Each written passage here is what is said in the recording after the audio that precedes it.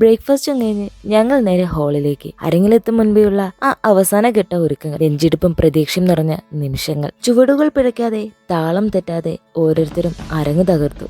സദസ്സിലിരുന്നവരുടെ നിലയ്ക്കാത്ത കയ്യടികൾ മത്സരത്തിന്റെ ആവേശം ഇരട്ടിയാക്കി. കലോത്സവത്തിന്റെ ആവേശകരമായ 3 ദിനങ്ങൾ, 19 കോളേജുകൾ, 500-ലധികം കലാപ്രതിഭകൾ. ഒരു വലിയ സ്വപ്നത്തിന് പിന്നിലായിരുന്നു ഈ ദിനങ്ങൾ. ഒടുവിൽ എല്ലാവരും ആകാംക്ഷയോടെ കാത്തിരുന്ന ആ നിമിഷം, ഫലപ്രഖ്യാപനം.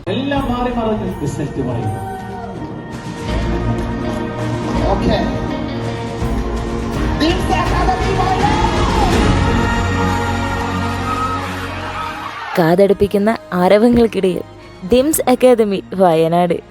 ഞങ്ങൾ ആ കിരീടം അങ്ങ് സ്വന്തമാക്കി.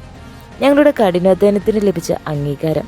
ഈ വിജയത്തെ ഹൃദയത്തോട് ചേർത്ത് വെച്ച് സ്റ്റേജിലും പുറത്തുമായിട്ട് ആഘോഷത്തിന്റെ വലിയൊരു തിരമാല തന്നെയായിരുന്നു.